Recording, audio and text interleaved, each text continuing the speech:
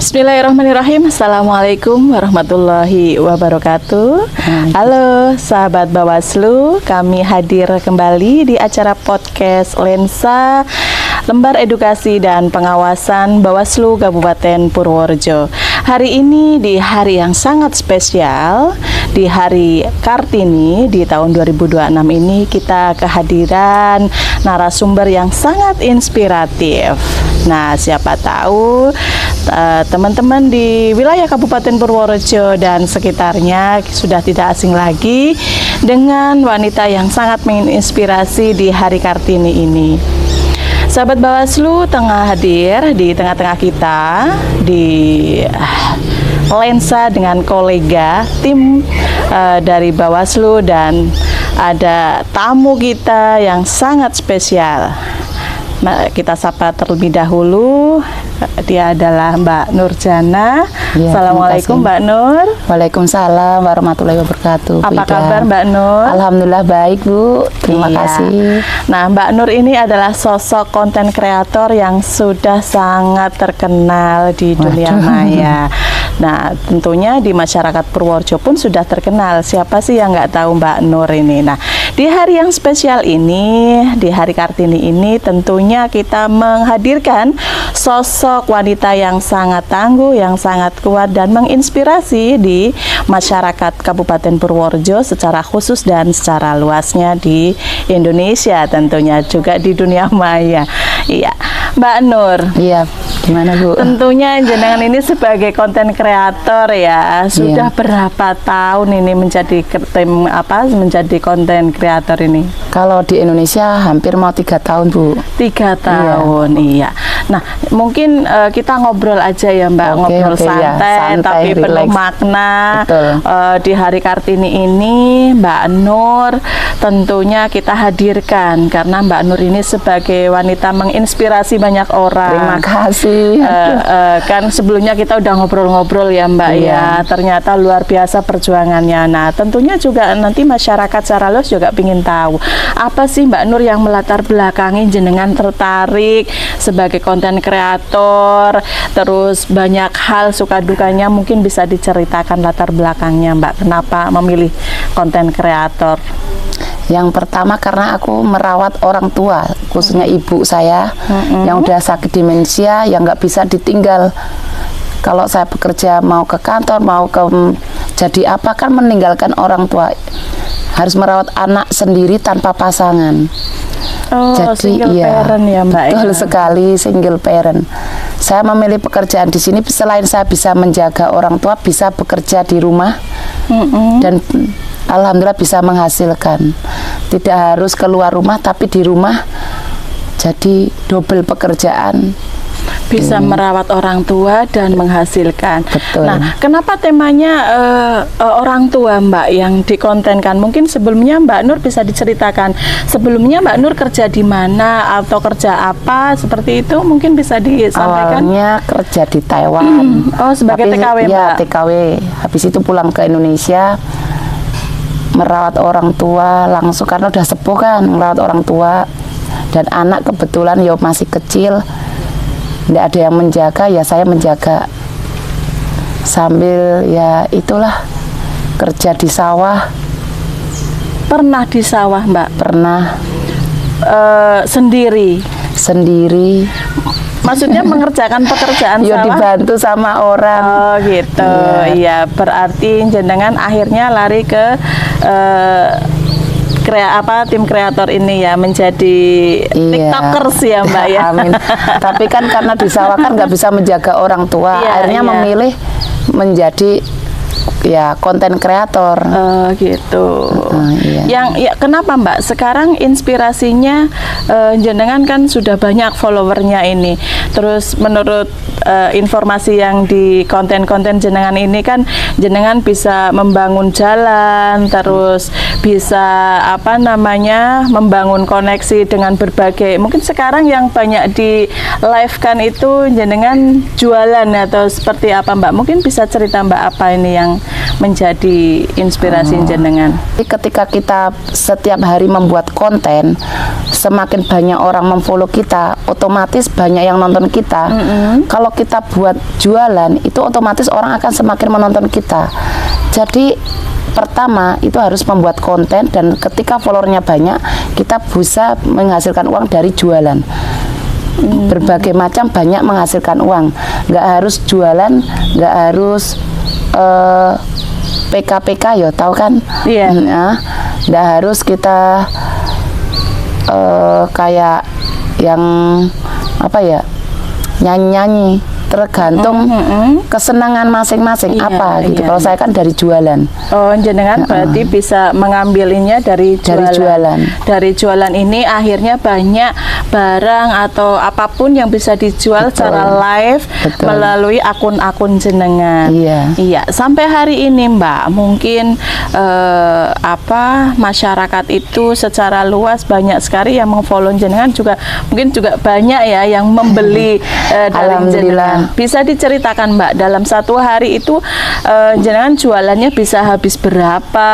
Terus dengan konten-konten yang dibuat ini jenengan bisa menghasilkan banyak yang nyawer-nyawer ini mungkin bisa diceritakan Mbak, karena ini kan menginspirasi di era digital ini. Tentunya perempuan-perempuan itu tidak hanya urusan domestik saja ya, juga bisa menggunakan fasilitas yang ada, salah satunya juga gadgetnya untuk yang arah-arah positif seperti Mbak Nur. Nah, mungkin bisa diceritakan Mbak. Kalau saya kan lebih ke TikTok ya, karena kalau di TikTok itu konten itu nggak dibayar. Terus yang dibayar itu kalau kita jualan, kita nggak jualan ya nggak dapat uang. Ya. Sedangkan saya itu kan fokusnya jualan, jadi yang nyawer nggak pernah aku utamakan. Mau ada yang ngasih alhamdulillah, nggak ada ya nggak aku ini. Tapi yang utama adalah jualan. Jualan. Karena kalau dulu kan saya disawer banyak, yang nyawer saya. Jadi pikiran saya itu, karena dua banyak hujatan orang tua jadikan konten, jadi saya jadi ngedon. Padahal tujuannya bukan itu ya Mbak. Sebenarnya bukan. Iya, tujuannya adalah bagaimana usahanya merawat orang tua, suka dukanya sendirian. Betul, itu yang titik positifnya di situ. Gitu. Perjuangannya tidak bain-bain katanya. Mungkin seperti itu ya Mbak. Disitulah orang yang terkadang tidak paham. Konten kreator seperti aku tuh bukan hanya positifnya, tapi banyak hujatannya. Kalau yang positif menginspirasi, kalau yang negatif saya menjual orang tua untuk dijadikan cari duit.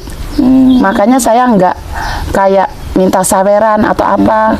Ada yang nyawer alhamdulillah, nggak ada ya udah. Saya lebih fokus ke jualan. Bagaimana saya dengan follower banyak, saya harus bisa menarik perhatian orang untuk menawarkan produk-produk saya. Saya jualan apa, orang suka, enak, cocok, diminati, dan intinya kualitasnya bagus. Di situ pasti tentunya menjaga kualitas ya Mbak ya dari jualan itu, dan orang tua itu hanya ingin menyampaikan pesan bahwa jenengan bahwa suka dukanya merawat orang tua adalah seperti ini, sendirian dengan anak kecil. Seperti itu harus ada dukungan dan support ya Mbak ya. Yang paling penting itu ya buat kenang-kenangan, wong ini udah sepuh, udah tua. Betul. Ketika nanti orang tua nggak ada, ini loh aku pernah ngerat orang tua, siapa tahu ada orang jadi termotivasi. Banyak loh orang tua nggak dirawat, banyak loh orang tua ditaruh di panti jompo. Bahkan ada berita yang sekarang juga orang tua ditaruh di panti jompo, dia pengen pulang nggak ada yang rawat. Mungkin di sisi melihat video saya ngerat orang tua, oh ini orang tua seperti ini aja ada yang mau merawat. Jadi akhirnya dia mau, oh tak contoh lah, tak ngerawat mbokku koyo ngene, ngeselke gregetke. Akhirnya aku tak belajar sabar. Walaupun aku belum bisa sabar, aku masih bisa marah, Bu. Berarti dari konten-konten jenengan seperti itu ya Mbak ya. Oke, baik. Berarti bisa dipahami ya Mbak Nur ya, bahwa pesan yang disampaikan seperti tadi yang jenengan ungkapkan. Selanjutnya Mbak Nur, di era digital ini tentunya Mbak Nur punya harapan kepada perempuan-perempuan di wilayah Purworejo atau di secara umum untuk di era digital seperti ini, mau seperti apa sih perempuan-perempuan itu yang harapannya Mbak Nur secara pribadi? Waduh, ini menurut saya ya Bu. Iya. Saya pengen perempuan-perempuan di Indonesia itu bisa berpikir positif, berdiri di kaki sendiri, tidak bergantung sama pasangan, pokoknya kuat, mentalnya kuat. Nah, kalau mentalnya kuat itu tidak akan pernah takut didolimin, disakitin, tapi tidak menghilangkan kodrat wanita sebagai misalnya istri yang punya suami, tetap melayanin suami, tetap merawat anak-anaknya, dan kuncinya harus bisa cari uang dengan cara apapun. Gitu. Luar biasa Mbak Nur, semangatnya berarti harus berdiri di kaki sendiri. Betul. Ya Mbak ya. Walau di era zaman sekarang itu perempuan harus bisa membantu ya Mbak, walaupun secara ini tidak wajib untuk mencari nafkah ya Mbak. Betul. Akan tetapi ketika kita membantu dan tidak lupa dengan kodratnya sebagai perempuan. Betul. Seperti itu. Oke Mbak Nur. Mbak Nur, mungkin bisa disampaikan suka dukanya sebagai konten kreator di Purworejo, karena Purworejo ini jenengan nyun sewu, desanya Sokowaten ya, Kecamatan Banyu Urip, mungkin agak masuk ya, agak masuk desanya, dan kalau yang tidak paham dari 494 desa yang ada di Kabupaten Purworejo ini, mencari desa Sokowaten mungkin agak masuk-masuk ya. Sebenarnya sih tidak susah kalau sudah ada, sekarang ada Google Map ya Mbak ya. Tapi masih nyasar-nyasar kadang nyasar ya. Nah, mungkin bisa disampaikan Mbak suka dukanya jenengan. Sukanya kita dikenal orang banyak, relasinya banyak, mau jualan apa banyak yang nawarin, pergaulannya jadi luas, menghasilkan banyak kemajuan, tidak kuper, tidak kudet lah intinya. Pikirannya jadi maju, berkembang. Dukanya banyak kecemburuan sosial. Mungkin ada orang yang mungkin berpendidikan kurang, kok dia bisa cari uang kita ndak bisa, piye carane, tapi ndak mau belajar. Yang ada ya piye carane, yo gitulah, piye mau cerita. Yo intinya piye carane, kadang ndak punya teman atau gimana, tapi kita harus memberi tetap positif yang terbaik, kita bermanfaat buat orang banyak. Bismillah, semoga suatu saat orang itu akan terinspirasi dan mau belajar, karena tidak harus orang itu kerja keras. Kalau dia mau belajar sebenarnya mudah, cuma satu kuncinya sebenarnya tidak mau belajar. Mungkin kalau orang yang berpikirannya saya mau belajar, saya tidak akan pelit ilmu, saya mau ngajarin, mau ini, cuma orang udah kadang males. Gitu. Itu tantangan terbesar. Tantangannya yaitu sebenarnya nih pemikiran aku, kalau mungkin orang-orang ndak ada yang ini ya yo pinginnya sukses lah, semua orang bisa menghasilkan uang dan bisa di rumah bisa cukup, walaupun dia kondisi terbatas, mungkin udah repot, bisa tapi bisa berkarya. Iya, bisa berkarya dengan ditunjang ya era digital saat sekarang gitu ya Mbak Nur. Oke. Ada nggak sih Mbak jenengan selama jadi konten kreator ini hambatan yang dialami pada saat merintis, dari katakanlah dari satu orang yang lihat kontennya jenengan, terus nanti 2, dan itu hambatan-hambatan yang terjadi sampai di titik sekarang itu apa Mbak Nur, mungkin bisa diceritakan?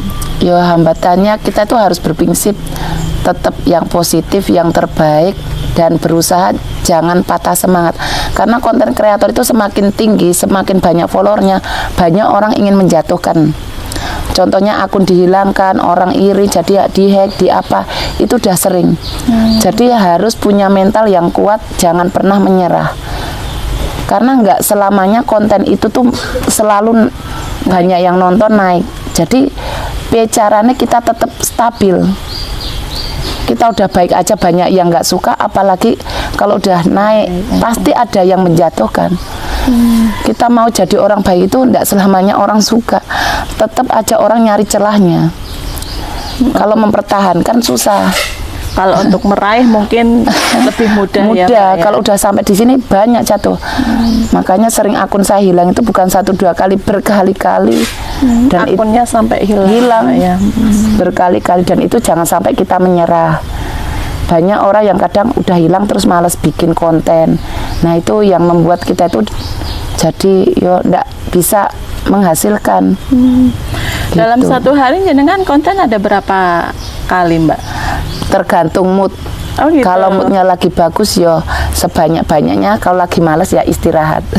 Berapa, Mbak? Satu hari kalau Paling mood? 2-3 kali. Oh, bisa langsung bisa bikin Kalau konten, lagi ya. males nggak posting sama sekali. Padahal Iya. tergantung dari hati, ya, Hati. Mbak, ya, moodnya gitu. Benar. Ya, Mbak. Oke, Mbak, mungkin ini yang terakhir. Iya sih. Mbak Nur, sekarang sudah di titik ini, tadi hambatannya sudah, prosesnya sudah, suka dukanya sudah, capaian yang tertinggi, Mbak, mungkin ya, sebelum yang terakhir, capaian yang tertinggi apa, Mbak, yang sudah dialami selama kurun waktu 3 tahun ini jenengan sebagai konten kreator? Jadi pencapaian yang paling aku seneng itu istilahnya walaupun sedikit kebaikan, aku udah pernah membangun jalan. Yang kedua yang buat hati aku tuh istilahnya aku udah pernah ya ke Tanah Suci. Itu udah yang paling menurut aku pencapaian, udah menurut aku terbaik lah menurut saya. Alhamdulillah. Kalau untuk Ya.